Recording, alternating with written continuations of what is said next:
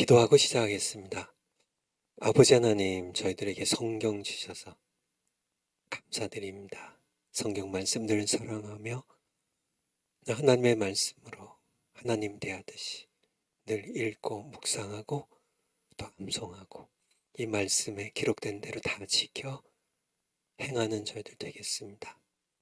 또 성경과 함께 성령님, 예수님 대신 또 보혜사로 보내주셔서 성령님께서 늘 성경 가르쳐 주셔서 감사드립니다.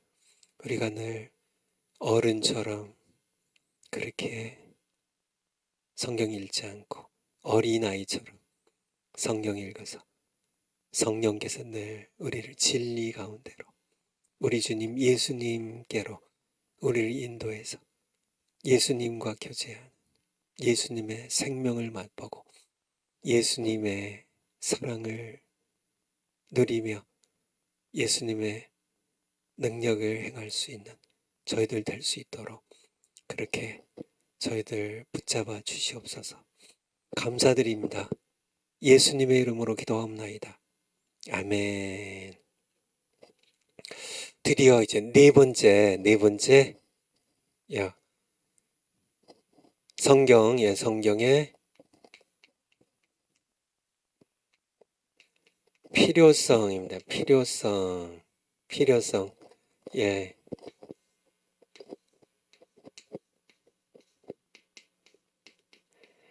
necessity입니다. necessity. 대문자로 쓸까요? 그 뜻 맞춰서.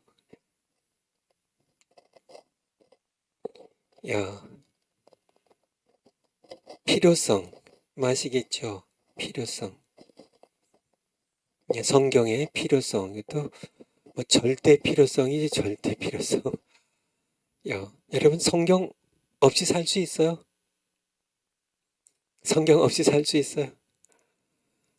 먹으면 되지, 그쵸? 먹을 거 있으면 밥 있고 뭐 빵 있고 뭐 그러면 사는 거 아닌가요? 그러면 사나요? 아니라는 얘기죠. 신명기 8장 3절 기억나세요? 너희가 사람이 떡으로만 살 것이 아니요 떡만 있으면 살아요. 하나님의 입에서 나온 모든 말씀으로 살아야 된다는 것을 깨닫게 하기 위해서 하나님께서는 이스라엘 백성들을 40년 동안 장장 40년 동안 낮추시고 줄이게 하시고 참 그들도 알지 못하고 열조도 알지 못하던 만나를 40년 동안 먹이셨어요. 지긋지긋하게 만나면 광야에서요 뭐 농사를 져요 무슨 양념이 있어요 뭐 고추장이 있어요 그게 무슨 양파가 있어요 마늘이 있어요 그냥 40년 동안 정말 코에서 만나 냄새가 진동할 만큼 40년 동안 만나를 먹이신 이유는요 사람이 떡으로만 사는 존재가 아니라 하나님 입에서 나온 말씀으로 살아야 된다는 것을 깨닫게 하시려고요. 성경은 절대 떡만 있으면 살면 그거는 개나 돼지나 짐승하고 무슨 차이가 있어요. 그것들은 성경 없어도 살아요. 그쵸? 여러분 무슨 짐승처럼 개나 동물처럼 사시겠어요? 아니죠. 사람이란 떡으로만 살 수 없는 존재로 하나님께서 하나님의 형상대로 창조되었기 때문에 우리는 하나님의 입에서 나오는 말씀을 먹어야만 사는 영적 존재예요. 성경의 절대 필요성입니다. 절대 필요성. 근데 우리 파워포인트요. 로마 카톨릭 교회는 천주교회죠. 성경의 권위와 중요성을 어느 정도 인정해요. 하지만은 성경의 절대 필요성은 성경 없으면 안 된다고 에 대해서는 그런데 여기서 동일하질 않아요. 그들은 성경보다 교회의 권위를 절대화하기 때문에 그래요. 성경 없어도요. 그래서 성경을 아예 정광 목사님 지난 주일 설교에서 말씀하셨지만은 아예 성경을 성당의 지하에 거기다가 완전히 철창해 놓고 완전히 박스에다 해서 성경을 완전히 가둬놓고요. 자기들도 안 읽고 성도들도 못 읽게 하고요. 이게 명료성뿐만 아니라 없어도 된다는 얘기예요. 그러니까 성경의 절대 필요성에 대해서 동의를 하지를 않습니다. 그리고요, 자기들도 그냥 정말 가끔 가서 무슨 뭐 이게 성경이 무슨 무슨 그러니까 금서처럼 무슨 불길한 책이나 되는 것처럼 성경 아주 조심스럽게 가서 조금 보고 그리고 또 닫고 또 그냥 자물쇠 채워놓고 그냥 다 그렇게 무슨 성경을 그렇게 무슨 혐오스러운 무슨 것처럼 그렇게 성경을 멀리했던 성경의 필요성에 대해서 동일하지 않기 때문에 그렇죠. 요즘은 나아져서 지금도 거의 마찬가지예요. 많이 옛날 것이 그대로 남아 있습니다. 그들의 입장은 교회에 있으면 되지 않냐는 얘기예요. 교회가 있으면 구원도 받을 수 있고, 즉 교회의 권위로요, 교황의 권위로요, 어떤 추기경에 아니면 교구 사제의 권위로 이렇게 영세 주고 교회가 영세 주고 교회가 죄사해 주고 고해 성사하고 죄 신부가 용서해주고 미사 참석해서 이렇게 떡조각 이렇게 입에 넣어주면 교회가 구원을 결정하니까 성경 필요 없다는 얘기예요. 무슨 얘기인지 아시겠죠? 성경이 필요는 하지만은 그냥 이게 절대 필요한 건 아니란 얘기예요. 교회가 있으니까, 교회가 구원 주니까, 교회가 용서하니까. 그렇죠. 고해 성사하면 우리가 용서를 받는 건 성경 말씀이 명하시는 대로 예수님의 보혈로 용서를 받는데, 천주교회는 사제가 고해 성사 듣는 신부가 용서해주면 이게 무슨 성경 구절을 인용하지만은 천국의 열쇠를 가져서 네가 땅에서 매면 하늘에서 매고 땅에서 풀면 하늘에서 풀리리라는 천국 열쇠를 그들이 적용해 가지고 내가 용서하면 근데 신부가 용서하는 게 아니라 죄사함의 권세는 오직 하나님밖에 없어요. 하나님의 아들 예수 그리스도밖에 없어요. 하늘에서 땅에서 풀면 하늘에서 풀어야 되는데요. 신부가 땅에서 풀면요, 그것이 성경적이 아니면 교회의 어떤 권위로, 교회의 전통으로, 자기의 권위로 풀면 하늘에서 하나님께서 풀어주실까요? 죄사함 해주실까요? 그거는 아니죠. 천국 열쇠라는 것이 그냥 땅에서 그냥 자기 마음대로 그냥 교회 사제들 마음대로 신부 교황 마음대로 그냥 열고 닫고 면죄부 발행하면 사람들이 사면 다 하늘에서 그냥 다 하나님께서 그냥 복종해 가지고 하나님께서 교황에게 그냥 이렇게 정권을 맡기고 하나님께서 그냥 교황을 섬기는 그런 종처럼 그렇게 그런 식이 결코 아니란 얘기입니다. 이 땅에서 교황도요, 그 누구도요, 당회장, 우리 교단의 총회장, 모든 신학자 모든 분들이 겸손하게 성경 말씀의 권위에 순복해서 성경 말씀이 없이는 안 된다는 사실을 인정하고요. 그래서 정말 걱정이에요. 천주교회 나가는 그런 우리 한국인만도요, 수백만 명 있는 것으로 아는데 그렇게 그냥 덕하니 믿고 있다가 정말 그쵸, 덕하니 믿고 있다가 하나님 앞에 섰는데 하나님께서 교황의 권위 여기서는 안 통해. 너희 교구 신부의 권위 여기서는 안 통해. 그들이 내 죄를 용서하는 게 아니야. 그들이 영세 줬다고 네가 천국 가는 거 아니야. 천국 들어오는 거 아니야. 내가 기록한 성경 말씀의 이 약속이 너를 구원하는 거야. 성경 권위주.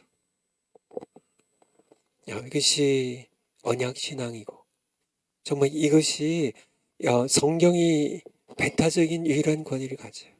성경은 절대 없어서는 안 된다는 것을 여러분들 제가 요즘 뭐 이렇게 책을 안 읽으니까 성경 외에 근데 옛날에 제가 엄상익이라고 엄상익 변호사 뭐 이름은 뭐 알 필요 없습니다. 그냥 그러니까 변호사분 가운데 예수님 잘 믿는 변호사가 한 분 있다고 그렇게 생각하시면 돼요. 이분이 54년생이시더라고요. 저보다 한 살 많으신 분인데 엄상익 변호사. 이분이 서울대 나오셨는데 제 기억에 서울대 나오셨는데 법대를 근데 사법고시를 계속 떨어지다가 10년 만에 사법고시 합격을 했어요. 그래서 현재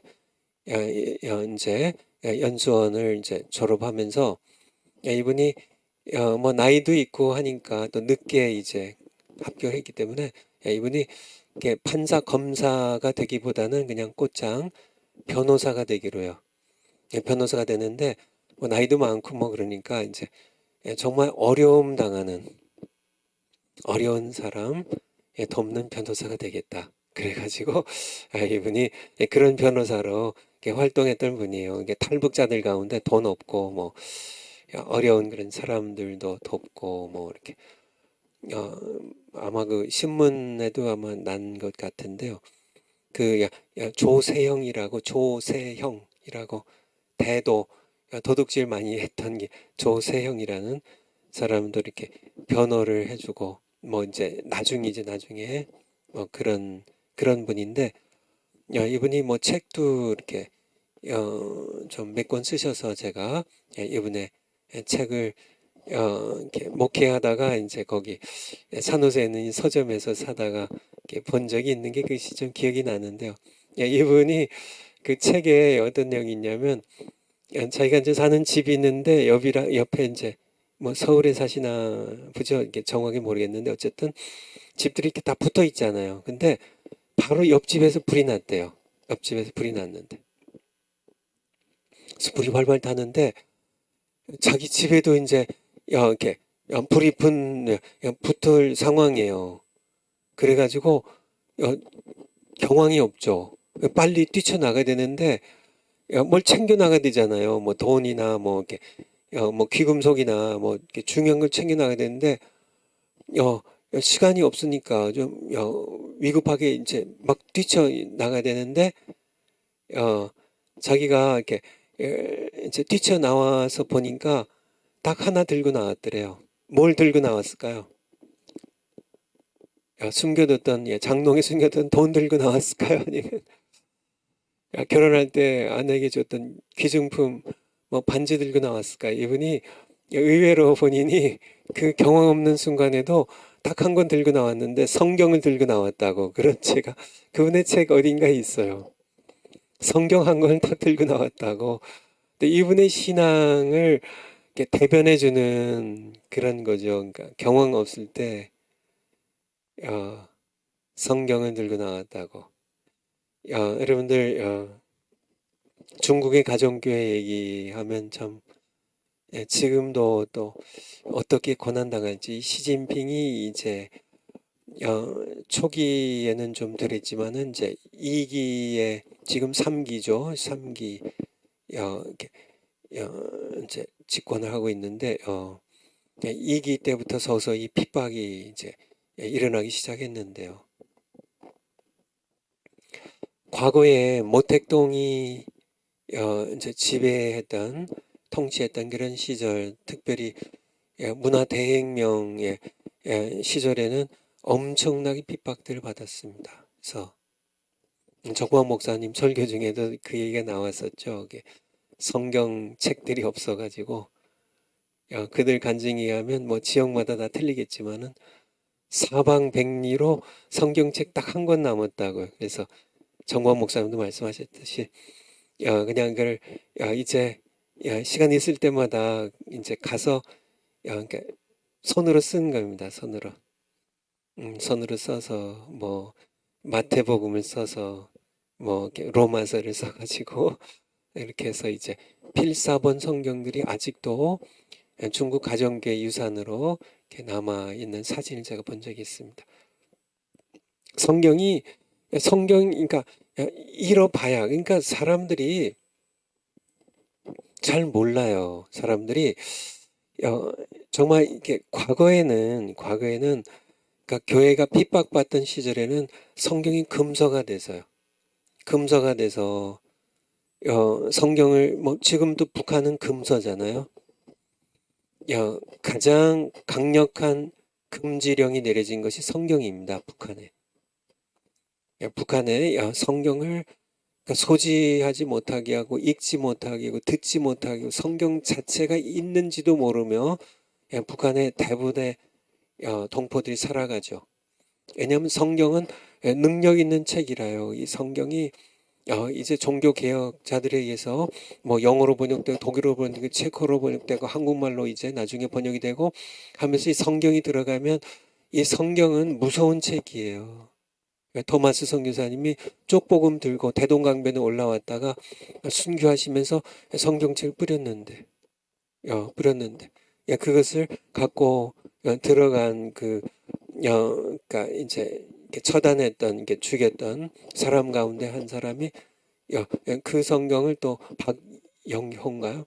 제가 이렇게 오래돼서 요즘 이제 기억력이 자꾸 없어져가지고 사람이 뜻인지도 모르고 그냥 성경책 옛날에 종이가 귀하니까 종이가 굉장히 귀했죠. 그 시절 더 그렇죠. 제가 어렸을 때만 해도 그러니까 화장실에 갔을 때 이렇게 엉덩이를 닦아낼 종이가 없어가지고 그래가지고 굉장히 어려웠었던 시절인데요. 그렇죠. 그래서 1년 지난 이렇게 교과서가 이렇게 한 잔씩 계속 뜯겨져 나갔죠. 그리고 또 달력이죠. 달력 중에 미령지라고 여러분 기억나세요? 미령지라고 하루하루 뜯어내는 이제 그냥 한 달씩 뜯어내는 거는 두꺼운데요. 종이가 미령지라고 하루씩 뜯어내는 그 달력이 인력이라고 해야 되겠네요. 그거는 그런 것들 이렇게 뜯어가지고 이제 근데 그보다 더 훨씬 더 오래전이니까 19세기 그때니까 종이가 얼마나 귀했겠어요. 그때 이제 그냥 쪽복음 이 성경 이게 뜯어가지고 이 옛날에 이제 흙을 구워서 집을 짓잖아요. 흙 이긴데다가 이제 볏짚 쓸어가지고 섞어가지고 이제 흙벽돌 집인데 보통 저희 어렸을 때만 해도 흙벽돌에 벽지가 정말 비쌌죠. 시골에서는 벽지도 없이 그냥 등 기대 앉으면 이렇게 흙들이 이렇게 스르르 이렇게 떨어질 만큼 그런 데서 우리가 살았죠. 살았죠. 그러니까 저희가 이제 시골에 살 때 신문지로 벽지를 한 그런 집들도 이렇게 제법 있었죠. 신문지도 귀했으니까 뭐 시골에서 그건 참 귀하게 그러니까 그보다 더 오랜 시절이니까 종이가 얼마나 귀했겠어요. 그러니까 쪽복음 토마스 선교사님이 집어던졌던 쪽복음 그 종이로 이렇게 야, 벽지를 해가지고 했는데 그게 어느 날 문득 그래도 한국말로 번역해 놓은 거니까요. 그거 읽다가 예수님 믿고 구원받아서 그 집이 돌다리 교회인가 무슨 굴다리 교회인가 무슨 그 사람의 집이 그러니까 한국의 초대 교회 예배당이 됐던 그러니까 성경은 그렇게 능력 있는 책입니다. 능력 있는 책이에요. 근데 오늘날 현대 교회는요. 그러니까 옛날에는 정말 금서가 되어서 못 읽게 하니까 성경 다 빼앗아 가니까 못 읽었지만은 오늘날은 정반대로 성경의 홍수 시대인데요. 그냥 지천으로 널려 있는 게 성경이에요. 집집마다요. 저희 집도 한번 야 이제 미국에 있을 때 세보니까 제가 기억은 안 나는데요. 아마 보통 집집마다 10권, 20권씩 성경이 있어요. 뭐 옛날에 쓰던 성경, 뭐 애들 성경, 뭐 뭐 여러 성경들 저도 뭐 이렇게 뭐 여러 번역들 뭐 영어 성경 뭐 헬라어 성경 뭐 히브리어 성경 뭐 여러 이제 한글 성경도 뭐 옛날에 쓰던 거 다시 산 거 뭐 현대인의 번역 뭐 저희 집 평신도들도 보통 뭐 처음 믿는 분들은 아니고 대대로 좀 믿어온 가정들은 성경들이 다 그렇게 정말 성경이 없어서 못 읽는다는 거는 야 정말 야 이제 아니 그 너무 많아서요. 성경들이 너무 홍수처럼 많아가지고 귀한 줄 몰라서 안 읽는. 그쵸? 성경이 없을 때는 정말 그렇게 애지중지 성경 읽었는데 너무 많으니까 너무 많으니까. 근데 중국 교회 성도들도 마찬가지죠. 그들도 아마 핍박이 오기 전엔 잘 안 읽었을 거예요. 잘 안 읽었어요. 근데 핍박이 와서 성경책 다 뺏기니까 다 빼앗겨 봐야 귀중한 걸 아는 것처럼. 그렇잖아요. 건강도 마찬가지고요.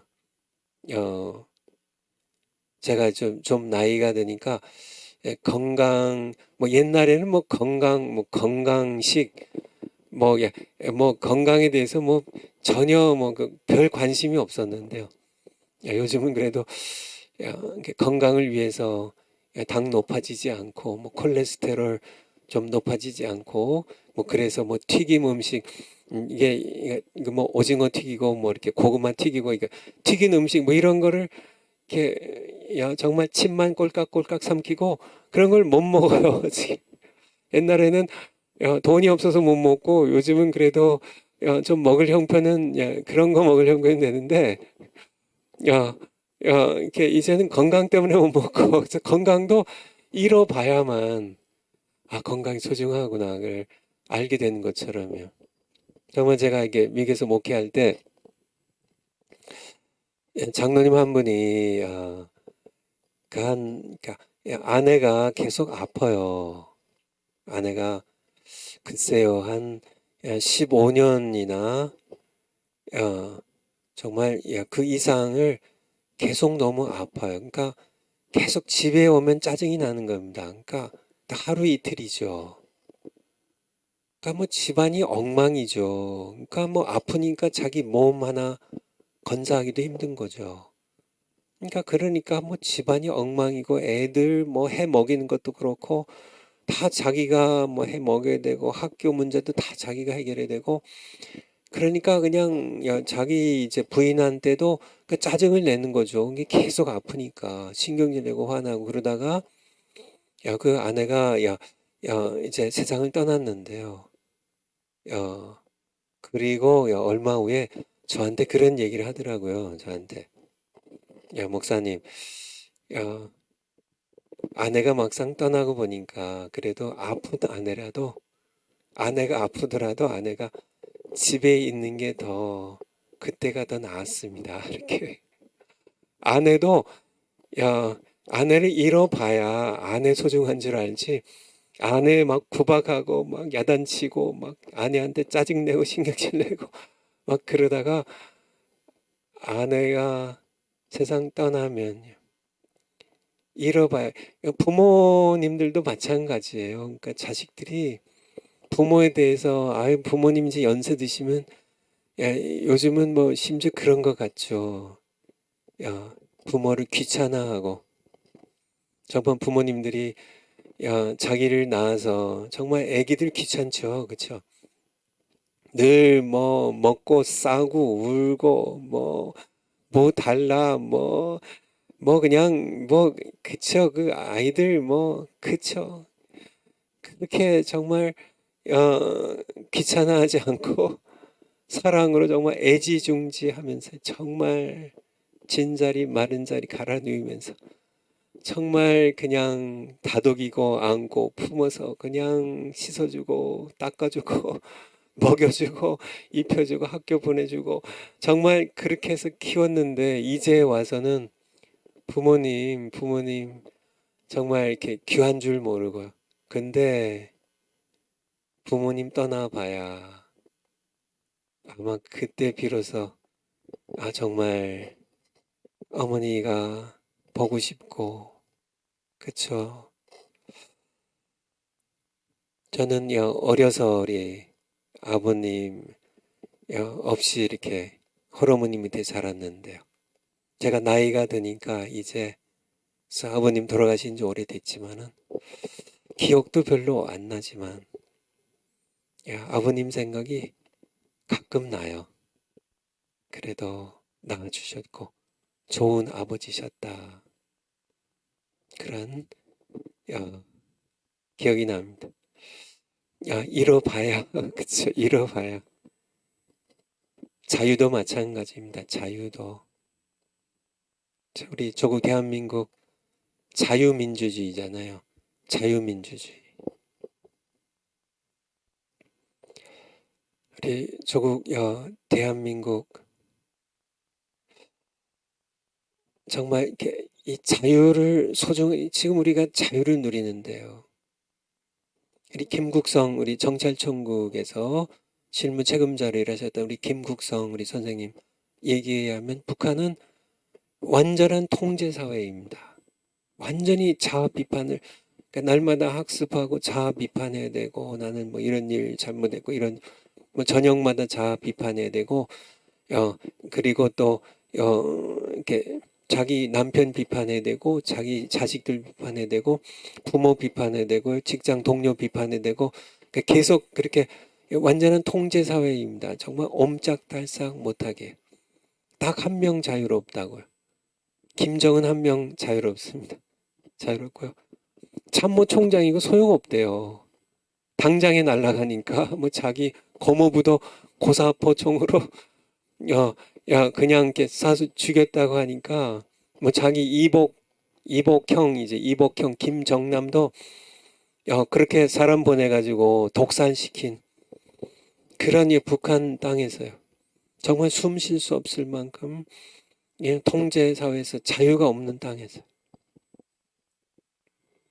자유를 잃어봐야 정말 이 남한이 김정은의 통치 아래 들어간다면 주사파와 함께 남한이 적화되어 가지고 자유를 잃어보면 그때서야 정광훈 목사님 그때 그렇게 광화문에서 외칠 때 나도 나가서 외칠 걸. 그때 잃어봐야 알아요. 잃어보지 못하면 자유가 얼마나 소중한지. 그렇잖아요. 이 주사파 좌파 정권이 대한민국 헌법에 자유민주주의의 자유자를 빼버리려고요. 그렇게 하다가 반발에 부딪히니까 못 빼버렸는데요. 그냥 민주주의 하겠다는 겁니다. 근데 민주주의는요, 북한도요, 조선 인민 민주주의 공화국이에요. 북한의 공식 명칭입니다. 명칭이에요. 거기도 민주주의래요. 그 민주주의 아닌데. 김정은 우상화 거기는 독재 나라인데요. 거기는 차라리 왕정이라고 하는 게 독재 전제주의 왕정이라고 하는 게 차라리 낫죠. 민주주의는 결코 아닙니다. 민주주의는 무슨 개풀 같은 민주주의예요. 거기는 민주주의라는 것이 백성이 민중이 주권을 가진다는 데모크라시이잖아요. 주권이 국민에게 있다는 겁니다. 김정은에게 주권이 있으면 민주주의가 아니에요. 그냥 근데 이 주사파 좌파 정권이 하려고 하는 거는 자유자를 빼버리려고. 그래서 조선도 북조선 조선 인민민주주의 공화국이니까 인민민주주의 하려고 남한을 지금 적화하려고 그렇게 뭐 민노 총리 계속 지금 뭐 파업하고 막 그렇게 하는데 우리는 자유민주주의 해야 돼요. 인민민주주의가 아니라 자유를 빼버리면 안 됩니다. 자유가 없으면은 민주주의가 가능하지가 않아요. 인민민주주의는 그거는 허구입니다. 허구예요. 그거는 민주주의가 아니라니까요. 자유자가 붙어야 민주주의가 비로소 존재할 수 있는 거예요. 자유가 없는데 민주주의가 무슨 백성이 주권을 가진다는 얘기는 자유를 전제로 할 때 갖는 거죠. 그렇죠. 그러니까 자유도 마찬가지예요. 이게 그래서 이렇게 자유를 그러니까 만약에 주사파가 성공을 하고 좌파 정권이 성공해가지고 대한민국이 인민민주의가 된다면, 자유가 잃어버린다면, 그때 아마 가슴을 치며 탄식하겠죠. 아, 그때 내가 정말 자유 통일해야 되는데, 적화 통일이 아니라 자유 통일해야 되는데, 정말 정광 목사님 그렇게 목이 터져라 외칠 때 내가 자유민주주의를 지키기 위해, 자유시장경제를 지키기 위해, 한미동맹, 기독교 입국론 지키기 위해 내가 싸워야 됐는데, 그런데 자유 잃어봐야 자유가 소중한 줄 안 되니까요. 안 되니까요. 지금 우리가 싸워야 됩니다. 하나님께서 기회를 주셨을 때 우리가 지금 싸워야 돼요. 나중에는 늦습니다. 안 돼요. 성경도 마찬가지입니다. 사람들이 어리석은 게, 잃어봐야, 건강도 잃어봐야 건강 소중한 줄 알고, 아내도 남편도 잃어봐야 정말 그 남편이 보고 싶고 정말 소중한 줄 알게 되고, 아내도 그렇고, 부모도 돌아가셔 봐야 정말 부모가 얼마나 소중한지 아는 것처럼, 자유도 마찬가지. 자유도 좀 잃기 전에 자유를 지켜야지. 잃은 다음에는, 부모 돌아가신 다음에는 무슨 소용이 있냐고요. 자유를 잃기 전에 지금 지켜야지. 지금 정말 이렇게 너무 넉나간 상태로 정말 태연하게 그렇게 있는 대형교회 목사님들, 정말 당신들의 자유를 지키기 위해 싸우는 정광 목사님과 정말 광화문의 이 애국 성도들, 여러분들 고마운 줄 아시고, 여러분들 뛰쳐나오셔서 함께 자유민주주의를 지키기 위하여 함께 싸우셔야지. 그렇게 뒤에서 그렇게 비판이나 하고 비방이나 하고 흠이나 잡고. 정광 목사님, 제가 얘기하잖아요. 저는 정광 목사님과 50년 넘게 친구예요. 정광 목사님의 흠도 압니다. 여러분만 아는 게 아니에요. 저도 안다니까요. 제가 여러분보다 훨씬 더 정확하게 알아요. 저 어려서부터요. 제가 아니까. 치만 흠 없는 사람이, 그럼 당신들 흠 잡아볼까요? 사람이, 완전한 사람이 누가 있어요? 하나님의 아들로 성육신 하신 예수님 외에 완전한 사람이 누가 있냐고요? 흠만 잡고 그렇게. 아니요, 하나님께서 정광훈 목사님을 우리 조국 대한민국을 위해 쓰시고, 대한민국 교회를 위해 쓰시고, 정말 자유통일, 복음통일, 예수한국을 위해 하나님께서 쓰신다면 그 대의를 가지고, 하나님의 원하신 그 뜻 대의를 놓고 함께 하나가 되어야지, 한 마음 되어서 일해야지.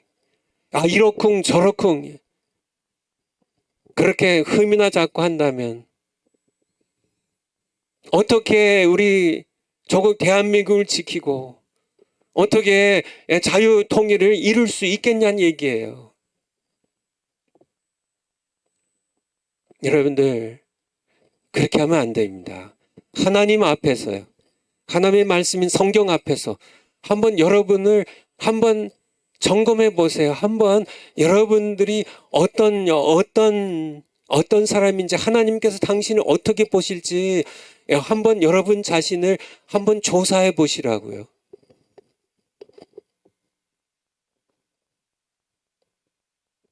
정말 어리석은 것 같아요.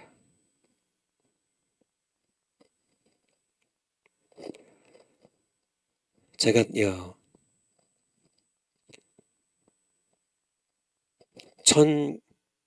1975년도에 제가 초여름에 군대를 지원해 갔습니다.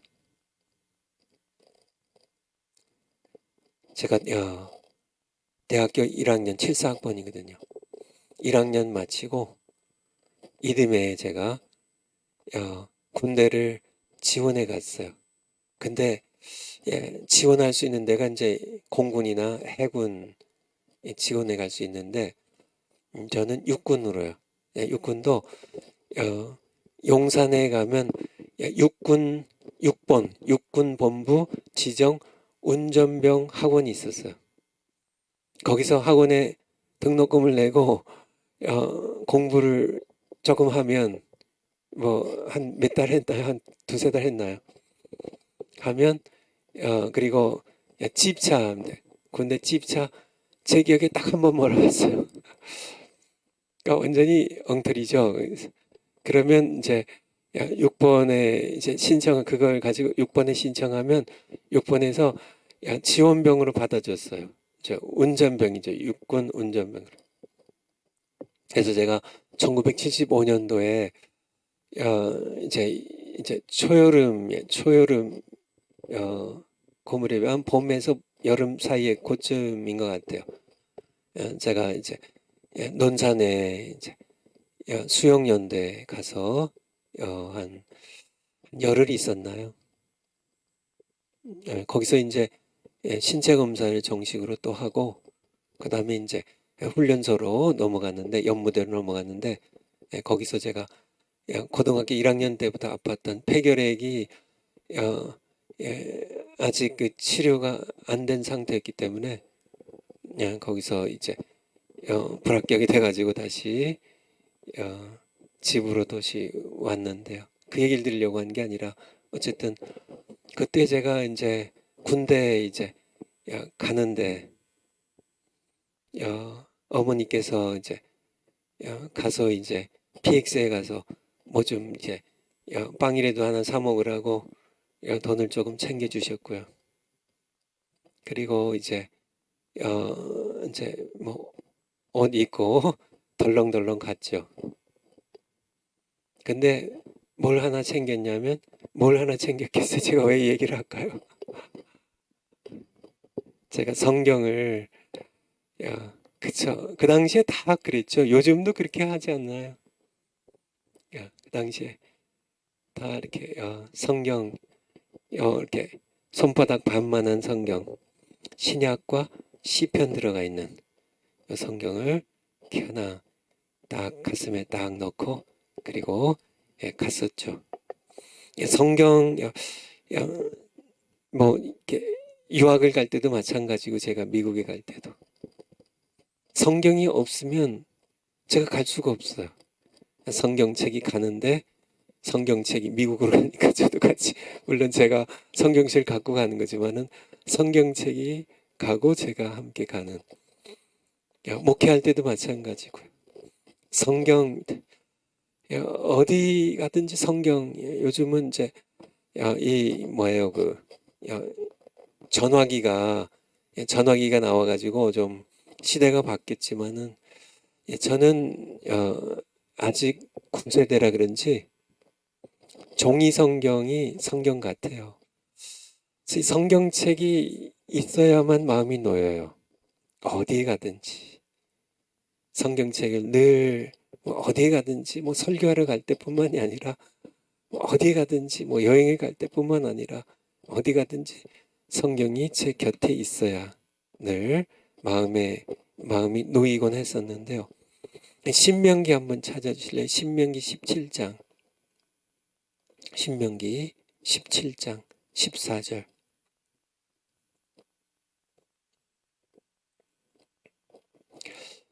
그러니까 모세가 이제 떠날 때가 다 됐거든요. 40년 광야 생활이 끝날 무렵이에요. 그때 하나님께서 모세를 통해 이렇게 말씀을 주셨죠. 네가 네 하나님 여호와께서 네게 주신 땅에 이르러 가나안 땅에 이르러서 그 땅을 얻어 가나안 땅을 얻어 거할 때에 만일 우리도 이스라엘 우리 민족도 우리 주위의 열국과 같이 주위의 가나안의 여러 블레셋 족속 뭐 여러 뭐 아람 족속 뭐 에돔 족속 뭐 이런 족속들과 같이 우리 위에 이스라엘 백성 위에 왕을 세우리라는 뜻이 좀 그런 생각이 들거든 그런 뜻입니다. 15절 하나님께서 주시는 원칙이 왕을 세우려면 반드시 네 하나님 여호와의 택하신 자를 네 위에 왕으로 세울 것이며 너희가 결정하지 말고 주권은 하나님께 있으니까 하나님께서 세우신 사람으로 세우라는 얘기예요.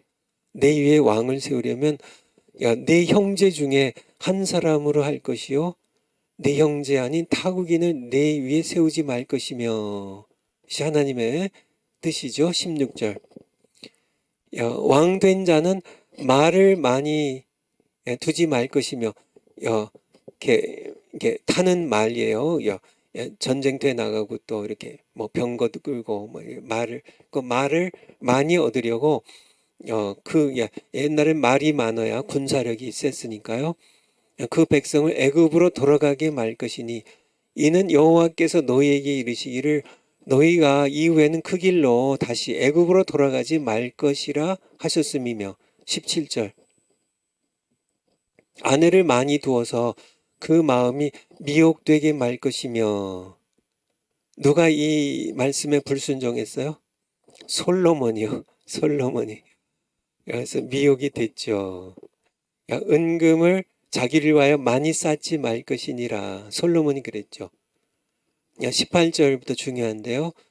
그가 이제 이스라엘 나라의 왕위에 오르는 왕은 오르거든 레위 사람 제사장 앞에 보관한 이 율법서를, 이게 토라 모세 오경을 등사하여 창세기, 출애굽기, 레위기, 민수기, 신명기를 등사하여 평생에 자기 옆에 두고 읽어서, 왕이 평생에 자기 옆에 두고 읽어서 그 하나님 여호와 경외하기를 배우며 이 율법의 모든 말과 이 규례를 지켜 행할 것이라.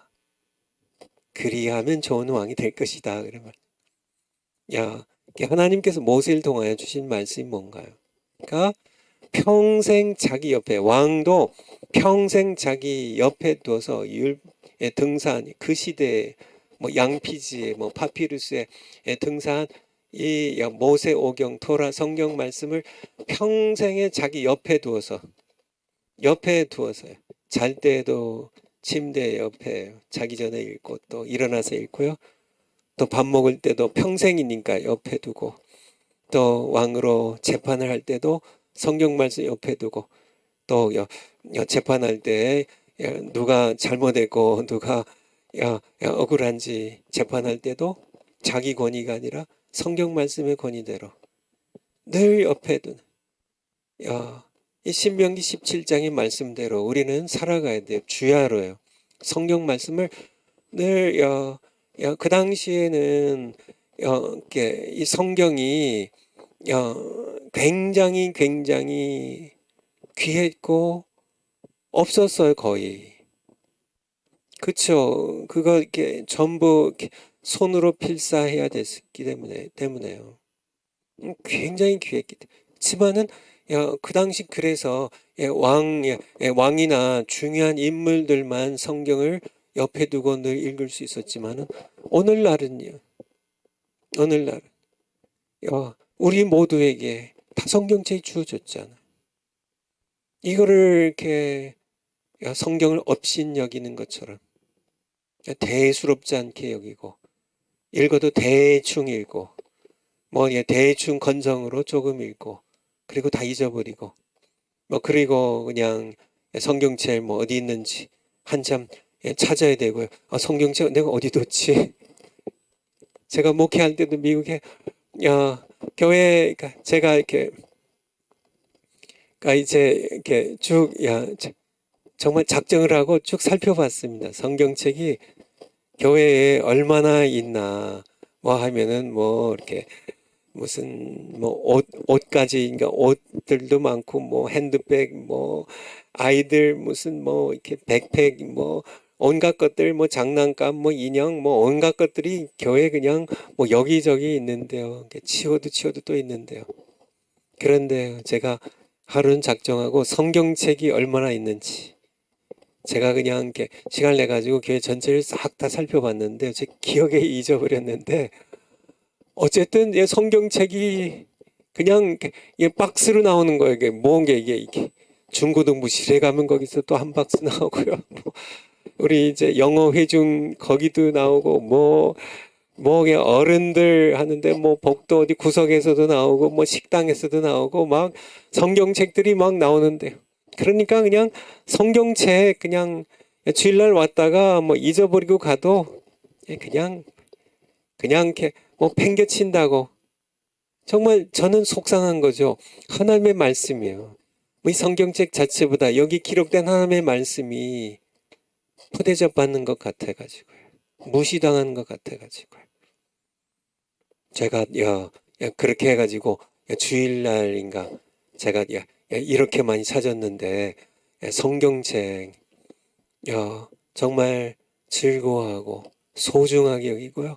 여기 기록된 하나님의 말씀 때문에 주야로 묵상하고 사랑하는 그런 우리가 돼야 된다는 것을 제가 이렇게 말씀드렸고요. 뭐 제 삶이 또 그렇고요. 제가 이렇게 목회를 하면서도요. 그랬고요. 지금도 그렇고요. 성경입니다. 성경. 이거 없으면 이거 성경 없이 살 수 있어요, 여러분들? 에이, 뭐 그냥 없어도 뭐 네, 여러분들 없어져 성경책을 빼앗겨 봐야 알죠. 정말 여러분들이 예수 믿고 구원받은 사람이라면 영적으로 살아있기 때문에 영적으로 죽은 사람은 하나님의 말씀을 없어도 살지만은 하나님의 말씀 없이는 성경 없이는 성경에 하나님의 말씀 기록되어 있으니까 살 수 없다는 사실을 우리가 늘 기억했으면 좋겠어요. 그러니까 정말 이렇게 어리석은 목사님들이 자꾸 성경책 그러니까 이렇게 성도님들이랑 이렇게 필요성인데 성도님들이랑 자기 이제 성경이랑 완전히 붙어 있어야 되거든요. 항상 성도는 성경 이렇게 있잖아요. 왕을 세우려면 이 율법서를 모세오경을 성경을 등사해서 이렇게 필살해가지고 왕이 평생에 옆에 두고 읽고 그 말씀 지키게 해라. 그렇게 한 것처럼요. 여러 목사님들도 성도님들에게 우리 뭐 필사 등사 안 해도 되잖아요. 성경책 있으니까 성경책을 늘 평생에 성도들이 평생에 늘 옆에 두고 읽게 돼요. 혹시 성경의 필요성입니다. 늘 읽게 돼요. 성경이 필요해요. 성도들은 신앙생활을 바로 하려면 성경을 늘 평생에 옆에 두고 항상 출장 갈 때에도요. 잠잘 때에도요. 직장에서 일할 때에도요. 어디든지 어디에서든지 늘 목사님들뿐만 아니라 성도들도 성경을 늘 평생에 곁에 두고 읽고 묵상하고 지키도록 그렇게 되는데요. 자꾸 목사님들이 성도와 성경의 사이를 갈라버리는 거예요. 그래서는 안 된다는 얘기죠. 신학자들이요. 자꾸 천주교가 그렇게 했거든요. 완전히 천주교가 성경을 금서로 정하고 성경을 번역도 못하게 하고 성경을 성도들이 못 읽게 하고요. 그 이유가 성경이 명료하지 않다고요. 성경이 꼭 필요한 건 아니라고요. 그렇게 하면서 성도들을 완전히 성경으로부터 벗어나게 떠나게 해서요. 자기들도 안 읽고 성도들도 못하게 읽게 하고 자기들도 그러면 소경으로서 지옥 가고요. 성도들도 지옥 가게 만드는 그것이 창세기 2장 24절 창세기 2장 24절 2장 24절 잘 아시는 말씀인데요. 이름으로 남자가 아담이죠. 아담을 사람 혹은 남자로 이렇게 또 번역할 수가 있죠. 한 남자가 부모를 떠나 그 아내와 연합하여 둘이 한 몸을 이룰지로다. 제가 미국에 있을 웨스트민스터 신학교에 유학 생활할 때 그러니까 뉴욕에 있는 이제 필라델피아에 있고요. 필라델피아에서 이제 조금 이제 동북쪽으로 올라가면 거기 뉴욕이 있어요. 한 두세 시간 걸리나요? 뉴욕이 있는데 뉴욕의 한 교회에 초청을 가지고 말씀을 전한 적이 있습니다. 말씀을 설교를 하고 근데 제 기억에 이제 이걸 본문으로 설교를 했어요. 그래서 한 남자가 부모를 떠나 그 아내와 연합하여 둘이 한 몸을 이룰지로다. 그러니까 부모는 아들을 결혼시키면 부모가 아들을 보내야 된다고 떠난다고 하니까 보내야 된다. 물론 뭐 이렇게 내보내고 뭐 팽겨쳐서 아예 그런 얘기가 아니라 이제 아들과 자기에게 묶였던 이제 이 결합 상태를 부모와 자식 관계에서 이제 결혼하는 자기 아내와 하나가 될 수 있도록 그래서 둘이 한 몸이 될 수 있도록 부모가 아들을 떠나 보내야 되는데요. 떠나 보내야 되는데 그래서 뒤에서 자기 아들이 이제 며느리와 함께 한 가정을 이루어서 한 몸 되어서 행복한 가정 생활을 할 수 있도록 뒤에서 뒷받침해주고 기도해주고 이제 도와줘야 되는데 그게 아니라 요즘 어머니들은 시어머니들은 아들을 안 보낸다고 아들을 떠나 보내야죠. 며느리한테 보내야 돼요. 그래야 이게 이제 아들과 며느리가 둘이 연합하여서 한 몸을 이루는데요.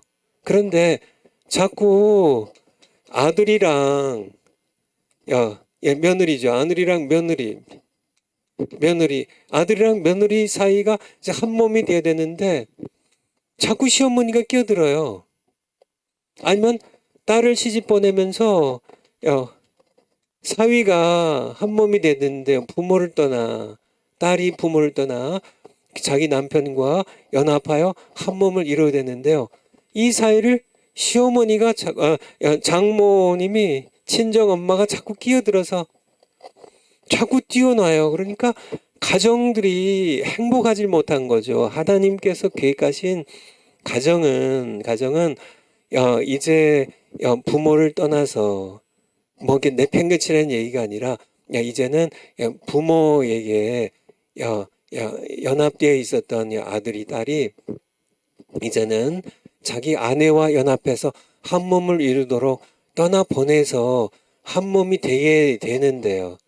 그래야 이제 행복한 가정이 이루어지는데 이것이 하나님의 뜻인데요. 이게 창세기 2장 24절의 말씀입니다. 근데 자꾸 시어머니가 끼어들어요. 자꾸 친정 엄마가 끼어들어요. 그래가지고 하나가 못 되게 하는 거예요. 그러면 딸도 불행하고 한 몸이 못 되니까 그렇죠. 아들도 불행하고 한 몸이 안 되니까 행복한 가정도 못 이루고요. 그런데 그러니까 제가 그러니까 뉴욕 교회 얘기했는데요. 제가 이 설교하고 야단을 맞았습니다. 어른들한테요. 그러니까 그러니까 이 설교가 틀렸어. 그거는 아들은 부모가 여전히 아들 붙잡고 있고요. 그래서 며느리를 부려야 되고 그렇게 그게 그쵸 유교적으로 한국의 전통으로 그게 맞는 줄 모르겠지만은 그렇지만은요.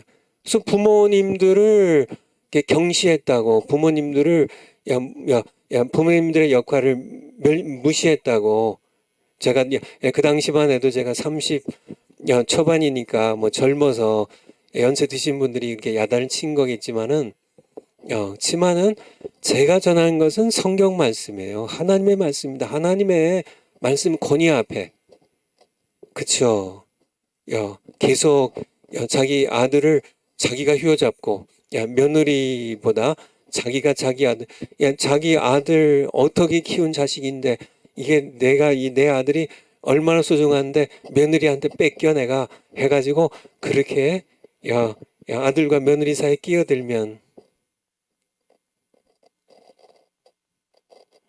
아들이 불행해진다는 사실을 그래서 이혼도 하고요. 부모 때문에 이혼당하고. 그쵸? 그게 뭐냐는 얘기예요. 그 뭐 친정 엄마도 마찬가지고 딸 끼어 야, 이렇게 끼고 앉아가지고 그렇게 그렇게 되면 안 되죠.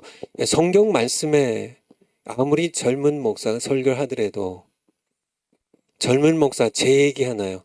성경 말씀하면 그렇군요. 그렇군요. 내가 잘못하고 있는 거군요. 그렇게 시어머니로서 내가 정말 아들에게 내가 몹쓸 짓 했습니다.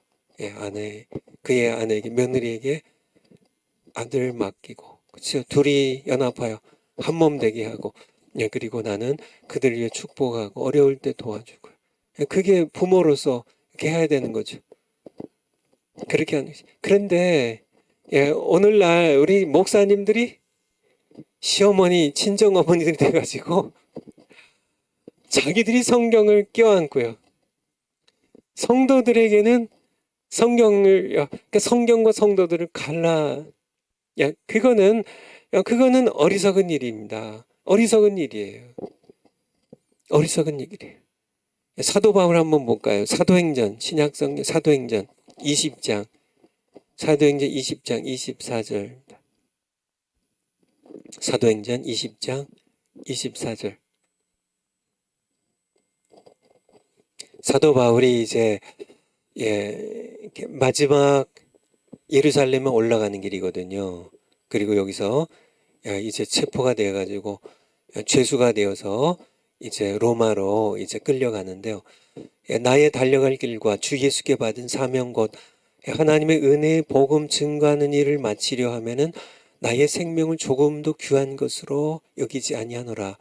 지금 누구에게 얘기하냐면 바로 에베소 교회의 장로님들을 이제 이 항구가 있는 해변으로 초청해서 에베소 교회 장로님들에게 한 얘기예요. 이제 마지막 길이죠. 그래서 조금 한 30절 한번 내려가 볼까요? 30절. 또한 너희 중에서도 29절이 좋겠네요. 29절. 내가 떠난 후에 이제 떠나요. 이제 마지막 길이에요. 에베소교 장로님들에게요. 내가 떠난 후에 흉악한 이리가 너희에게 들어와서 외부로부터의 황제 세력이 짐승의 세력이 너희에게 들어와서 그 양떼를 에베소 교회의 양떼들을 아끼지 아니하며 해칠 것이고 또 30절에 너희 중에서도 제자들을 끌어 자기를 쫓게 하려고 어그러진 말을 하는 사람들이 일어날 줄을 내가 아노니 이것은 거짓 선지자입니다. 거짓 선지자들.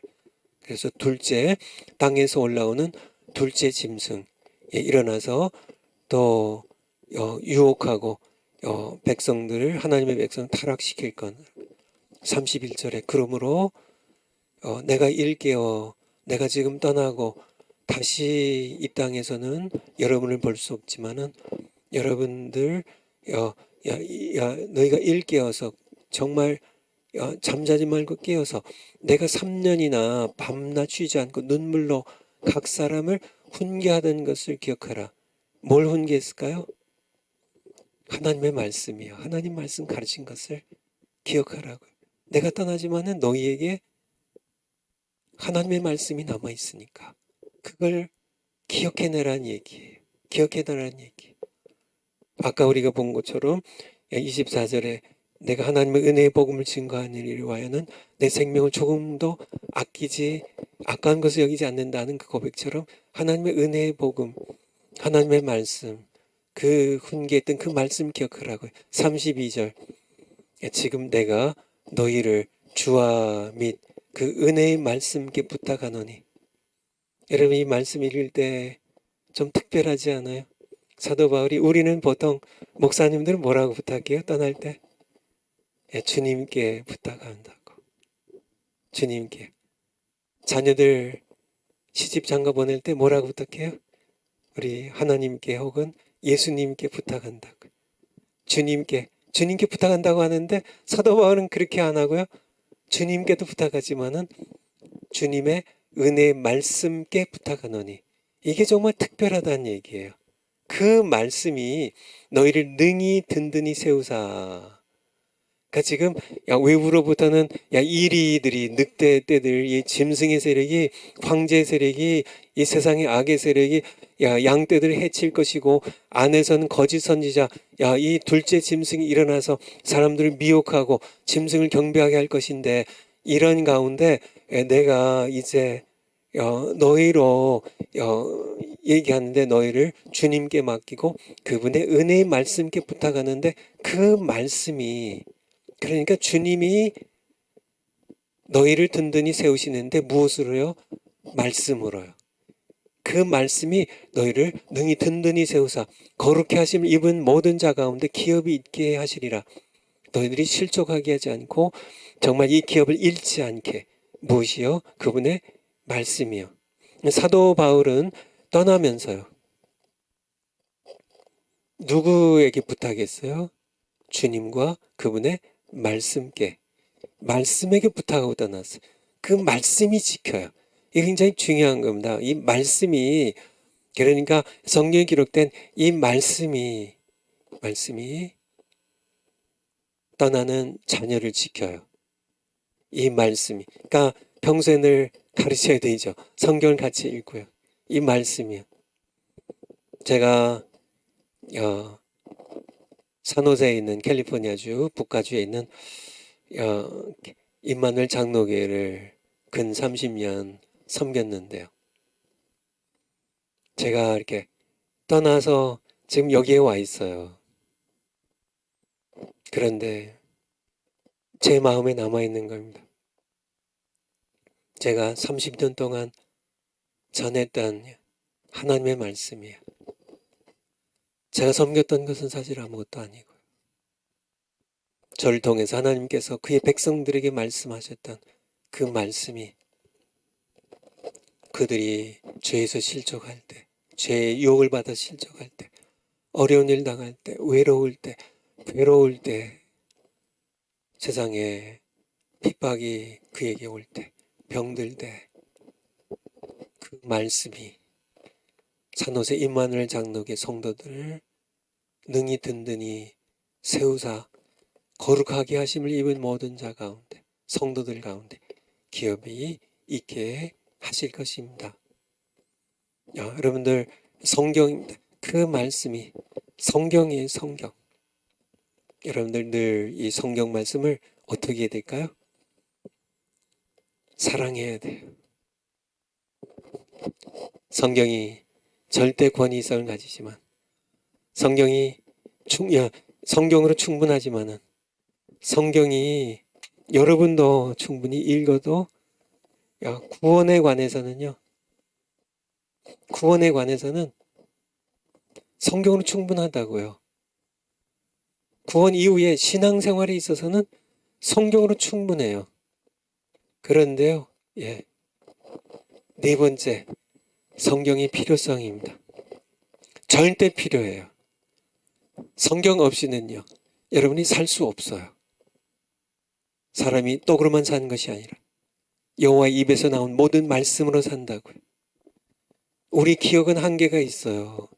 그래서 성경 말씀 많이 암송도 해둬야 되겠지만은 성경 말씀이야 이것 없이 사람은 살아서는 안 돼요. 그러면 개 같은 삶이에요. 돼지 같은 삶이에요. 짐승 같은 삶이에요. 떡만 있으면 사는 그런 삶. 우리는 하나님의 형상대로 지음을 받은 하나님과 말씀으로 교제를 해야 되는 그래야 살 수 있는 영적인 존재이기 때문에 하나님의 말씀 필요성입니다. 절대 필요해요. 절대 필요해요. 여러분들 성경 말씀 늘 평생 옆에 두고요. 항상 읽고 이 말씀 묵상하고 또 암송도 하고요. 이 말씀 통해 우리 주님 예수님과 교제도 하고요. 기도할 때도요. 성경 말씀을 기도도 좀 여러분들에게 성경 말씀을 가지고 기도의 자리에 나가세요. 그러면 하나님께서 기도 응답 잘해주세요. 약속하셨으니까 저도 그렇게 하죠.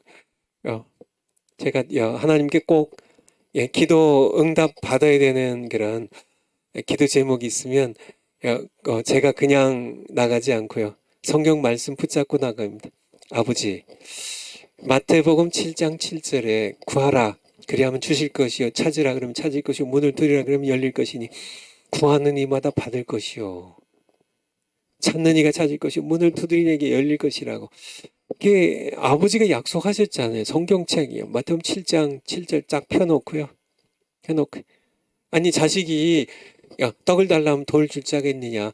그거 아버지께서 아들 예수님 통해 말씀하신 거잖아요. 하물며 너희가 악할지라도 자식에게 좋은 걸 줄 줄 알거든. 하물며 하늘에 계신 너희 아버지께서 11절 7장 11절 구하는 자녀들에게 좋은 걸 주지 않겠냐고. 이거 펴놓고요. 아버지 약속하셨잖아요. 이거 말씀하셨으면 들어주셔야지요. 그렇잖아요.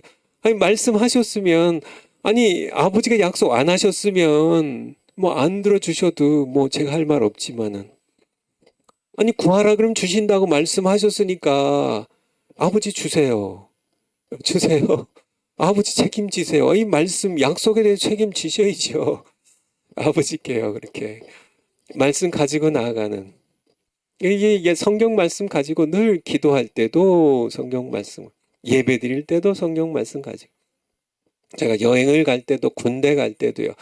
뭐 제가 어디서든지 잠잘 때에도 어디서든지 성경 말씀을 늘 평생 옆에 두고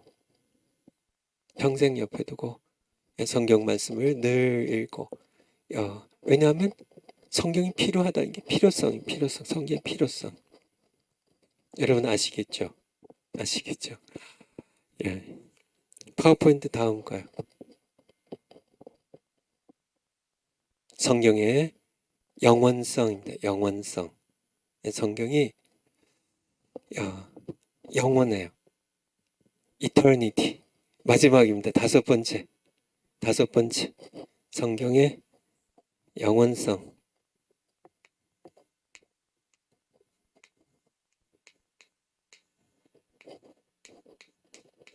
성경의 영원성.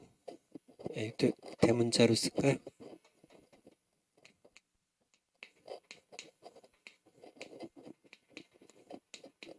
eternity. 성경의 영원성. 성경은 영원해. 하나님의 말씀은 영원해. 하나님의 말씀 영원해. 근데 이사야서 40장, 구약성경 이사야서 40장 6절. 이사야서 40장 6절. 말하는 자의 소리여 가로되 외치라. 대답하되 내가 무엇이라 외치리까. 가로되 모든 육체는, 모든 사람은 풀이요 그의 모든 아름다움은 들의 꽃 같으니 풀은 마르고 꽃은 시들면 여호와의 기운이 그 위에 불미라. 이 백성은 실로 풀이로다. 모든 백성, 모든 사람은 풀이에요. 풀. 우리의 영광은 들꽃의 꽃과 같아요. 8절에 풀은 마르고 인생은 마르고 인생의 영광은 시드나 우리 하나님의 말씀은 영영이 서리라. 하라. 여호와의 말씀은 영원해요. 그러니까 정말 사람에게 속한 모든 것들은 다 시들어 버려요. 그러니까 여러분들 우리 예수님 재림하실 때 모든 것이 불타버릴 것이라고. 베드로후서, 우리 신약성경 베드로후서 3장 10절, 베드로후서 3장 10절, 베드로후서 3장 10절, 베투 3장 10절. 베투. 그러나 주의 날이, 예수님의 재림입니다. 도적같이 오리니 그 날에는 하늘이 큰 소리로 떠나가고 땅의 체질이 뜨거운 불에 풀어지고 땅과 그 중에 있는 모든 일이 드러나리로다. 11절에 이 모든 것이 이렇게 풀어지리니 너희가 어떠한 사람이 되어야 마땅하뇨. 거룩한 행실과 경건함으로 12절 하나님의 날이 임하기를 바라보고 간절히 사모하라. 그날에 하늘이 불에 타서 푸르지고 체질이 땅의 체질이 뜨거운 불에 녹아지려니와. 예수님 재림하실 때인데요. 그렇죠? 이 말씀에 근거하면 땅에 있는 모든 것들이 하늘이 옛 하늘이 지금 하늘이 불타서 없어져요. 하늘이 불탄다는 거 이해하시죠? 하늘을 이게 하늘에 이게 대기권에 산소, 뭐 탄소, 뭐 수소 이런 건 다 불타는 겁니다. 여러분 아세요? 이거 불타는 거예요. 하나님이 이게 불타서 이게 옛 하늘이 없어지고요. 땅의 모든 체질들이 전부 땅들이 다 녹아서 다 모든 건 드러나고 녹아져 없어질 때 모든 세상의 모든 책들은 다 불타버릴 겁니다. 여러분 이해하시겠죠? 딱 한 권 하나님의 말씀만 살아남아요. 무슨 말씀인지. 여러분들 제가 무슨 얘기 드리려고 하냐면 주석책 도움이 될 수 있어요. 나쁜 거 아니에요. 좋은 면 많아요. 심지어 우리 마틴 로이드 존스 목사님, 우리 정화 목사님이 좋아하시는데요. 마틴 로이드 존스 목사님이나 아니면은 니토 쉥 이제 오치만니 그분의 책이나 다 좋은 책이에요. 뭐 칼빈의 기독교 강요 좋은 책이에요. 심지어는 웨스트민스터 신앙 고백서 얼마나 귀한 책이에요. 지만은 그런 책들도요. 웨스트민스터 신앙 고백서도요. 칼빈의 기독교 강요도요. 어거스틴의 참회록도요. 전부 불타 없어져요. 주석책도요. 신학의 모든 책들도 여러분들이 애지중지한 모든 책들이요. 다 불타 없어집니다. 제가 목사님들 가운데 저에게 나는 장서가 1만 권이라고. 1만 권이면 대단한 겁니다, 여러분. 1만 권의 책이면요. 개인 소유 장서가요. 책들을 자랑해요. 뭐 해서 희귀본들도 있고요. 옛날 책들도 있고 정말 무슨 뭐 주석 책들도 이렇게 세트로 그냥 막 있고 뭐 귀한 책들 뭐 이렇게 공부할 때 모은 책들 뭐 영국 가서 뭐 산 책들 미국 가서 산 책들 뭐 많은 책들 이렇게 귀한 책들 장서를 자랑하시는데 예수님 재림하실 때 다 불타 없어집니다. 모두 불타버려요. 딱 한 권 남아요. 이사야서 40장이 말씀하신 것처럼 하나님의 말씀은 영원히 서리라고. 하나님의 말씀만 남아요. 인간의 모든 신학적인 모든 것들 모든 그런 모든 피조물에 속한 인간에 속한 모든 것들은 들의 풀처럼 다 버리고 말 것이지만 오직 하나님께 속한 것 하나님께 속한 것은 영원히 남는다는 사실 하나님의 말씀 영원히 남는다는 사실을 기억했으면 좋겠어요. 우리 파워포인트 한번 보여주세요. 파워포인트. 영원성입니다. 사람들이 만들어가는 교회 전통도 목사님들이나 신학자들의 교훈도 시대가 흘러가며 모두 예외 없이 들의 풀처럼 시들 것이지만 그리고 예수님의 재림 때 다 불타 없어질 것이지만 오직 하나님의 말씀은 영원하다. 하나님의 말씀의 영원성은 하나님 자신의 영원성에 근거를 둔다. 하나님 자신이 영원하시기 때문에 하나님의 말씀도 영원하다는 그런 말씀이에요. 하나님께서 영원하신 분이기 때문에 그 말씀도 그분의 말씀도 영원하다는 그런 말씀입니다.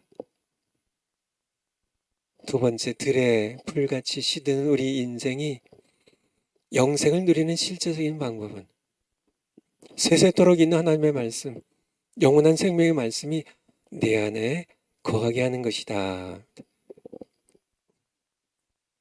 그러니까 우리가 정말 그러니까 영생을 얻는 구체적인 방법입니다.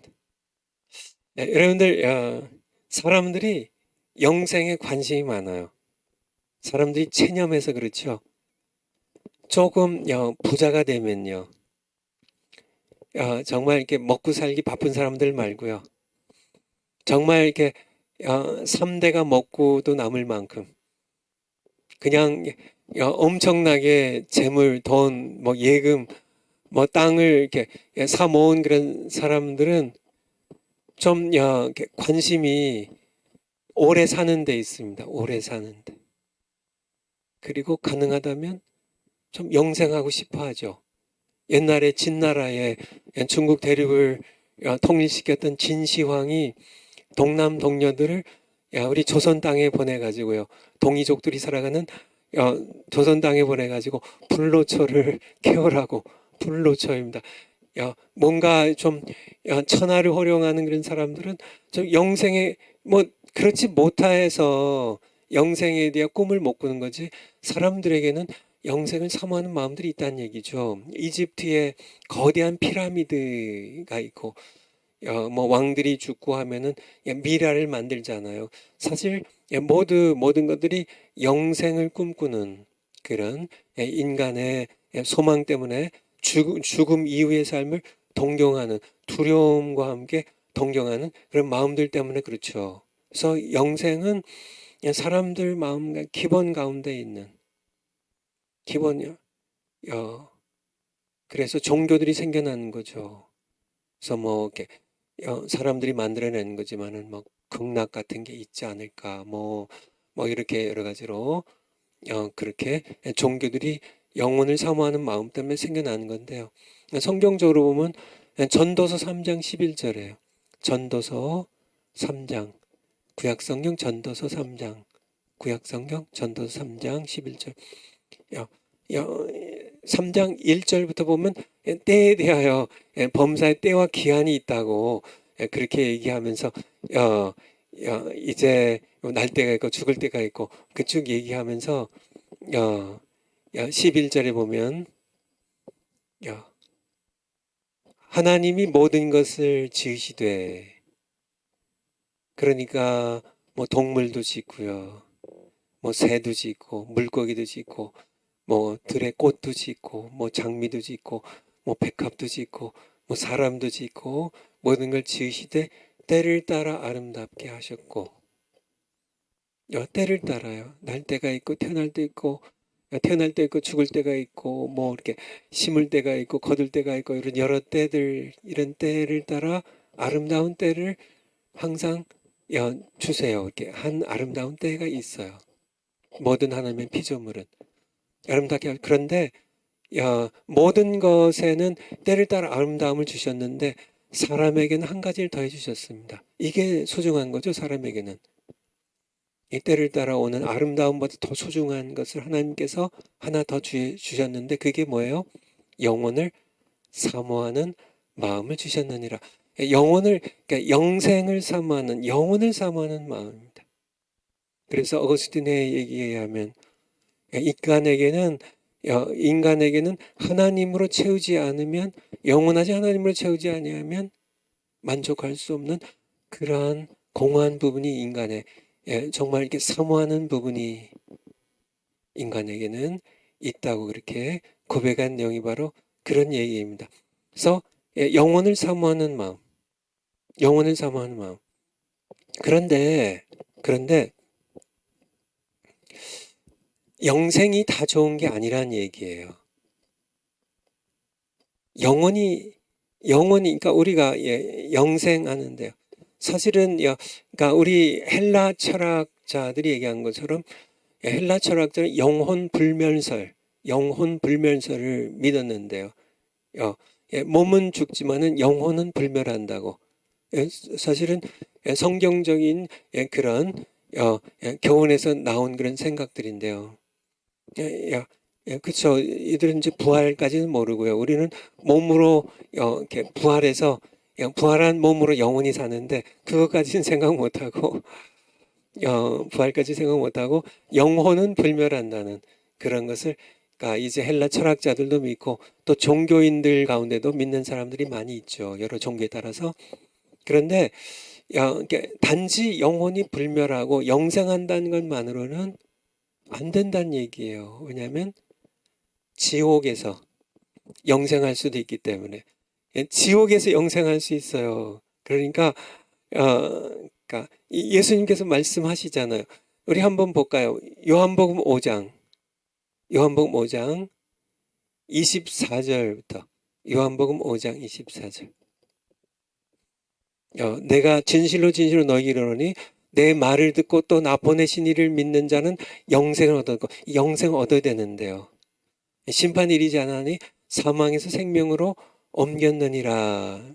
영생 얻어야 되는데, 인간에게는 영원을 사모하는, 영생을 원하는 마음을 하나님 주셨어요. 왜냐하면 그런 존재로 우리를 지으셨기 때문에. 그런데 이 영생을 그냥 영생하는 것은 안 된다는 얘기예요. 왜냐하면 지옥 가서도 영생할 수 있기 때문에. 그래서 내려가셔서 29절로요. 29절로.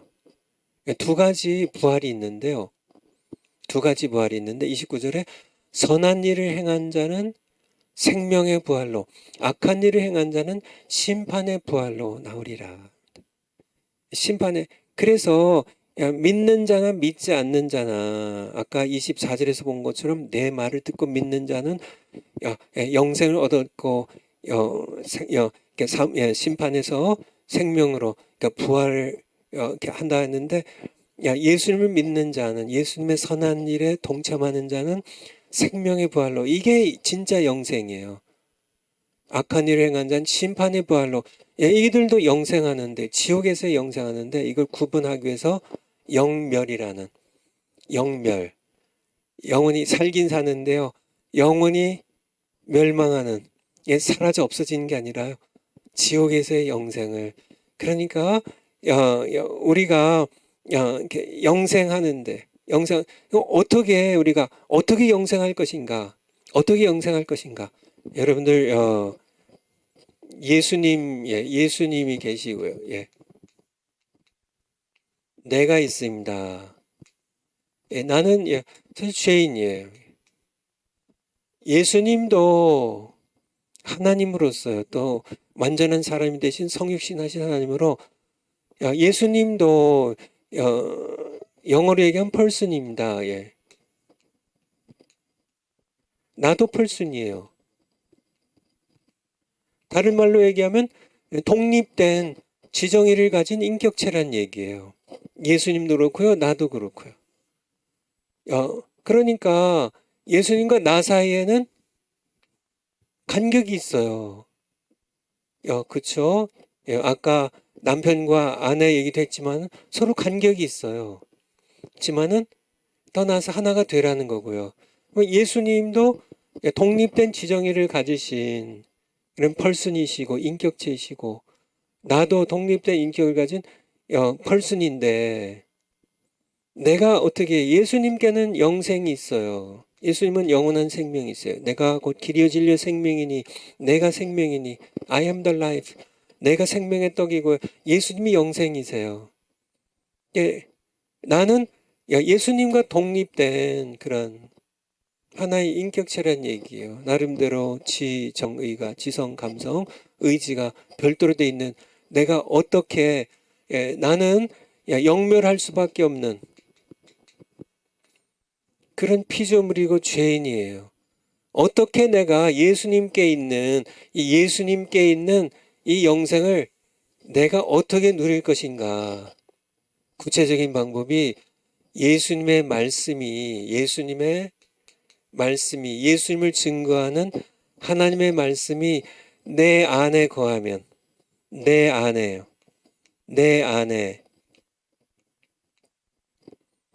예수님의 말씀이요. 하나님의 말씀이 성경 기록된 말씀이 내 안에 거하면 내가 이 영생을 누린다는 얘기. 이것이 그러면은 예수님이 내 안에 거하시고 이 말씀을 통해 내 안에 거하시고 내가 예수님 안에 거하고 그래서 예수님의 영생을 내가 누리게 된다는 그 성경 구절 찾아보고 마치도록 하겠습니다. 요한복음 14장 7절 한번 보죠. 요한복음 14장 7절 6절 14장 6절 예수께서 가라사대 내가 곧 길이요 진료 생명이니. 예수님이 생명이에요. 이 생명은 영원한 생명이에요. 그러니까 예수님께 생명이 있어요. 예수님 안에 생명이 있어요. 요한일서 5장에 생명이 그 아들 안에 있는 것이니라. 생명이 아들 안에 있고 예수님이 생명이에요. 내가 이 생명을 누려야 돼요. 근데 이 생명과 나는 떨어져 있어요. 나는 죄 가운데서 영멸할 그런 피조물, 죄인에 불과합니다. 어떻게 이 생명을 누리는가? 15장 1절, 15장, 요한복음 15장 1절. 이제 포도나무의 비유인데요. 나는 참 포도나무요, 내 아버지는 그 농부라 하면서 이렇게 예수님이 포도나무인데요. 그리고 우리는 가지라고요. 5절 조금 내려가서 나는 포도나무야 너희는 가지니. 내가 예수님 안에 예수님이 내 안에 있으면 이 사람은 과실을 맺고요. 또 영생을 누려요. 영생의 과실입니다.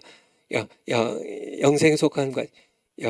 예수님을 떠나서는 우리가 아무것도 할 수 없어요. 그러면은 구체적으로 내가 예수님 안에 있고 예수님이 내 안에 계신 것을 구체적으로 어떻게 이룰까요?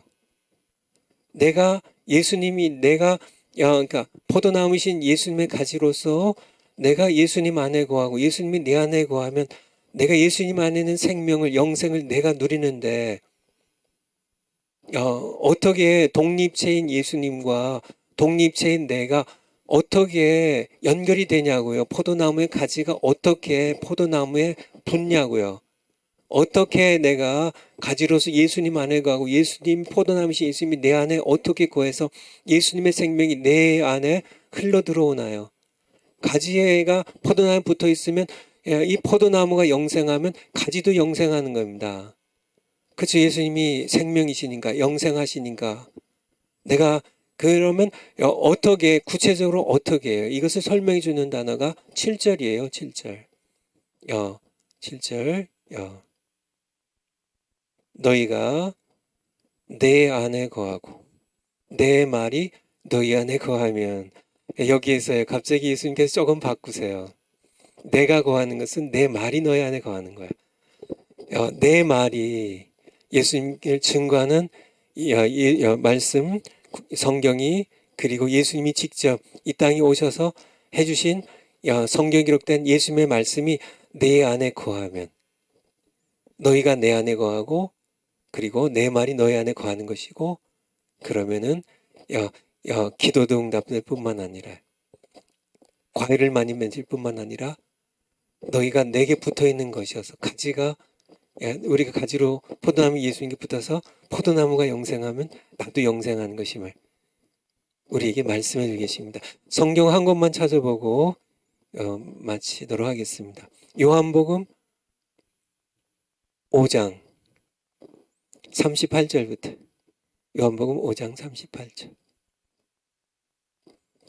그 말씀이 너희 속에 거하지 아니하니. 그러면 예수님과 떨어진 자입니다. 이 말씀이, 성경에 기록된 이 말씀이 내 안에 거해야 돼요. 그래야 내가 예수님께 속하고 예수님께 붙어있는 가지고 영생을 누려요. 39절에요. 너희가 성경에서 영생을 얻는 줄 생각하고. 맞습니다. 이 성경은 영생을 얻게 하는 말씀이에요. 이 성경이 곧 내게 대해 증거하는 것이로다. 그러나 너희가 영생을 얻기 위하여 내게 오기를 원하지 아니하노다. 어떻게 영생을 얻기 위하여 예수님께 어떻게 나가요? 이 성경 말씀을 통해서 예수님께, 그래서 예수님이 성경에 기록된 이 말씀이 내 안에 거하면 내가 예수님께 나아가게 되는 거예요. 예수님께 붙어 있게 되는 거예요. 예수님이 내 안에 거하고 내가 예수님 안에 거하게 되는 거예요. 이 말씀 여러분들이 이해하시겠어요? 우리 8장, 마지막으로 한번 8장, 요한복음 8장 31절부터요. 그러므로 예수께서 자기를 믿은 유대인들에게 이르시되 너희가 내 말에 거하면 참 내 제자가 되고. 중요한 말씀입니다. 예수님의 말에 거하면, 예수님의 말에 거하고 내가 예수님의 말씀에 거하고 예수님의 말씀이 내 안에 거하면, 그러면 내가 포도나무이신 예수님께 붙어 있는 거고요. 그러니까 각각 독립체인 내가 어떻게 예수님과 같이 결합이 되냐. 그건 예수님의 말씀이 내 안에 거하고, 그게 또 내가 예수님 안에 거하는 것이고, 그러면 내가 예수님께 속한 자로, 예수님의 가지로 열매도 맺고요. 기도도 응답되고요. 예수님의 포도나무가 영생하면 나도 예수님께 붙어서 영생하게 된다는 그런 말씀입니다. 51절, 8장 51절. 진짜 요것만 하고 이제 마치겠습니다. 51절. 진실로 진실로 너희에게 이르노니 사람이 내 말을 지키면 죽음을 영원히 보지 아니하리라. 여러분, 예수님, 어떻게 우리가 죽음을 영원히 보지 아니라는 말씀이 뭐예요? 영생한다는 말씀이잖아요. 영생을 구체적으로 어떻게 하냐? 사람들이 너무 추상적이에요. 너무 이게 뭐야 이게? 근데 예수님의 말씀이 내 안에 거하면, 그리고 이 말씀 내 안에 거하면서 내가 이 말씀을 지키면, 내 말씀을 내 안에 늘 품고 있으면, 이 말씀을 늘 읽고 묵상하고 암송하고, 이 말씀 내가 순종해서 행하고, 이 말씀 안에 살면, 내가 이 말씀 안에 살고 이 말씀이 내 안에 거하면 내가 예수님 안에 거하는 거고요. 그리고 내가 예수님이라는 포도나무에 붙어있는 가지가 되어서 포도나무이신 예수님이 영생하기 때문에 나도 그의 가지로서 영생한다는 이 말씀입니다. 무슨 말씀드리냐면, 우리는 영원하지, 사실은 영멸할 존재예요. 근데 내가 예수님의 참된 영생을 누리는, 그것은, 성경은 영원하기 때문에 이 성경이 내 안에 들어옴으로, 내가 이 성경을 내 안에 품음으로, 이 성경 말씀이 내 안에 거함으로, 이 말씀과 함께 내가 예수님 안에 거하고 예수님이 내 안에 거하시게 되고, 내가 예수님에 붙어서 예수님의 영생을 누린다는, 그래서 우리의 영생도 성경의 영원성 때문에, 성경이, 하나님의 말씀이 영원하기 때문에 이 말씀이 우리 안에 거하셔서 내가 영생한다는 이 말씀을 제가 하나님 말씀으로 여러분에게 드렸습니다. 기도하겠습니다. 아버지 하나님, 감사합니다. 저희들 죄악 가운데 죽어서 영멸할, 불못에 던져질 죄인들이지만은 우리에게 예수님을 증거하는 증언의 말씀, 하나님의 말씀, 영원한 말씀 주셔서 이 말씀에 우리가 거하면서 이 말씀에 붙어서 예수님께 붙고 예수님의 영생을 우리가 누리게 하신 하나님을 찬양드립니다. 감사드립니다. 우리가 성경 말씀 늘 소중하게 여기며 하나님의 말씀 늘 읽고 묵상하고 또 말씀에 복종하는 삶을 살아갈 때 우리의 삶이 얼마나 능력 있고 더 풍성한 열매 맺을지 저희들 맛보며 살아가는 저희들 되게 하시옵소서. 예수님의 이름으로 기도하옵나이다. 아멘. 감사합니다. 다음 주에 뵙겠습니다.